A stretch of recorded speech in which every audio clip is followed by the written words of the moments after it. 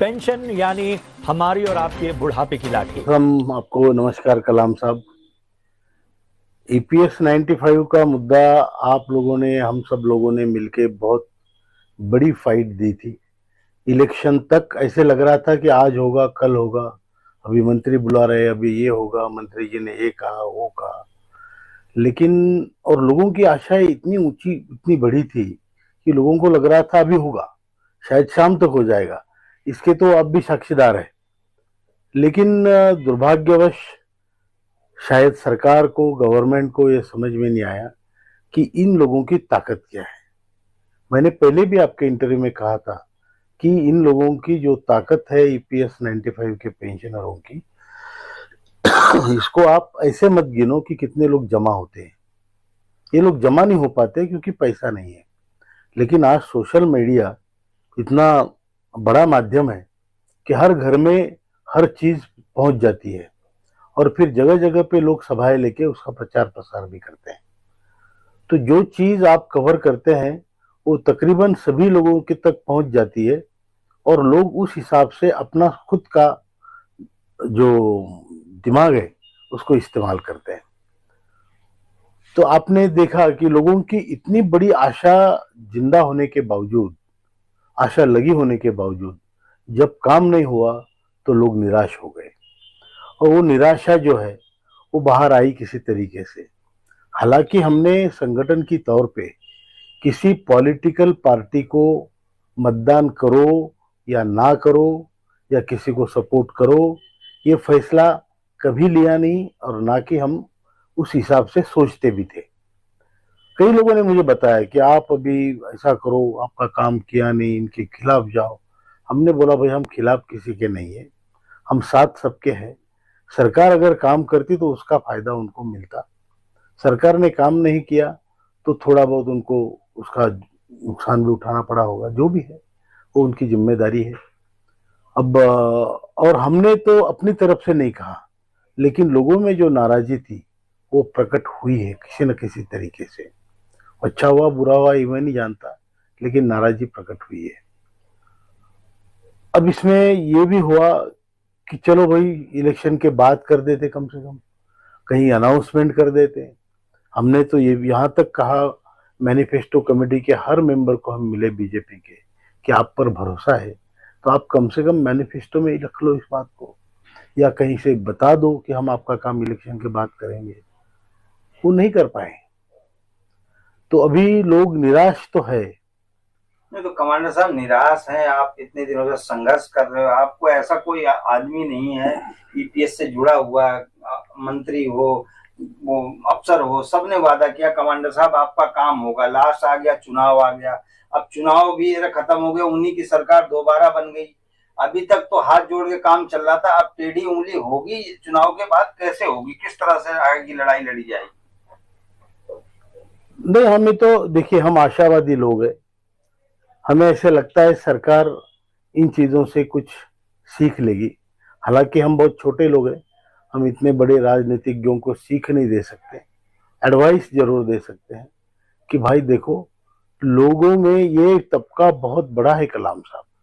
48 लाख परिवार है जो रिटायर्ड का गवर्नमेंट का डायरेक्ट उसके भुक्तभोगी है, और 7.5 करोड़ अंशदान करने वाले हैं जो जिनके या ये 78 लोगों के ऊपर उनका भविष्य निर्भर है। तो इनडायरेक्टली उन लोगों का भी इसमें फायदा नुकसान है। सरकार को करना कुछ नहीं, उन्हीं के पैसे उनको देने की सहूलियत करनी है।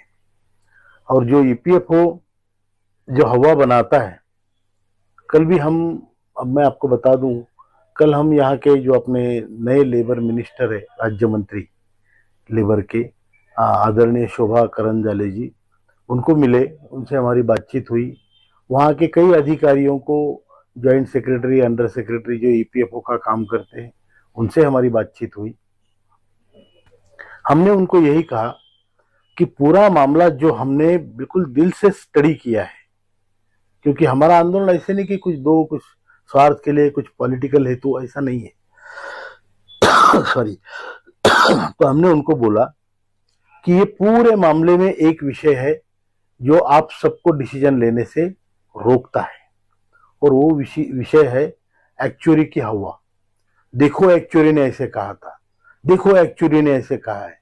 अरे भैया, वो एक्चुअरी आपका बिल्कुल भंकस है, और उसने जो कहा है उसके बारे में तो हमने जब मीटिंग की थी आदरणीय फाइनेंस सेक्रेटरी जी से, टीवी सोमनाथन जी से, तो उन्होंने, और उसमें हमारी सीपीएफसी मैडम भी थे, हम लोग थे, मंत्रालय के लोग थे, 2 घंटे की मीटिंग थी। उसमें भी फाइनेंस सेक्रेटरी ने कहा था कि don't you think this actually is over done things. तो मैडम ने बोला हाँ। बोले ऐसा कौन सा फंड होता है जिसका एक्चुअली 16 साल एक ही रहता है? आपका एक ही एक्चुअली इवैल्यूएशन कर रहा है 16 साल से, बदलो उसको। Get some new liberal people, those who can do some realistic thing. अगर पैसा जमा करके ही रखना है तो इन लोगों से क्यों किया भाई? अगर इनके काम ही नहीं आएगा वो, तो उनसे पैसा जमा क्यों किया? उनके जो ट्रस्ट में जो मेंबर्स होते हैं उनके हित की भी तो बात होनी चाहिए ना। जी हाँ, पेंशन धारकों, आप सभी के लिए नेशनल एजुटेशन के कमेटी के मुख्य अध्यक्ष अशोक जी रावत ने दोस्तों आप सभी के लिए बड़ा ऐलान किया है।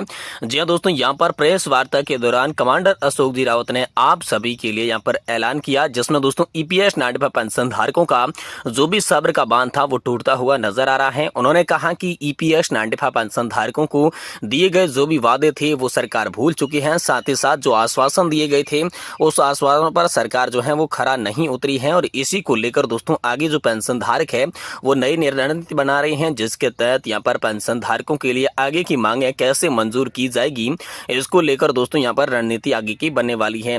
वहीं दोस्तों कमांडर अशोक जी रावत ने दिल्ली उच्च न्यायालय ने जो बड़ी याचिका दायर की गई थी ईपीएस नाडपा हायर पेंशन पर, उस पर भी जिक्र किया। साथ ही साथ दोस्तों ईपीएस नाडपा पेंशन भोगियों के लिए यहाँ पर शोभा करंदलाजे से हुई मुलाकात की भी यहाँ पर बात की, जिसमें श्रम मंत्री शोभा करंदलाजे ने यहाँ पर ईपीएस नाडपा पेंशन धारकों के लिए जो बात कही थी उसके बारे में बात की।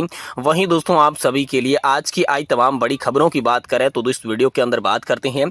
जी हाँ दोस्तों, एक बार फिर से आप सभी का ईपीएस पेंशन का जो मुद्दा है वो संसद में उठने लग गया है। जी हाँ दोस्तों, लगातार पहले राज्यसभा और लोकसभा के अंदर आप सभी ईपीएस नाडपा पेंशन धारकों की मांगे उठती हुई नजर आ रही थी। इस बीच आप सभी के लिए तमिलनाडु के सांसद सन जुगमम जी की ओर से बड़ा आदेश यहाँ पर निकल कर आया है। लोकसभा में ईपीएस नाडपा पेंशन धारकों की न्यूनतम पेंशन की वृद्धि की मांग उठाई।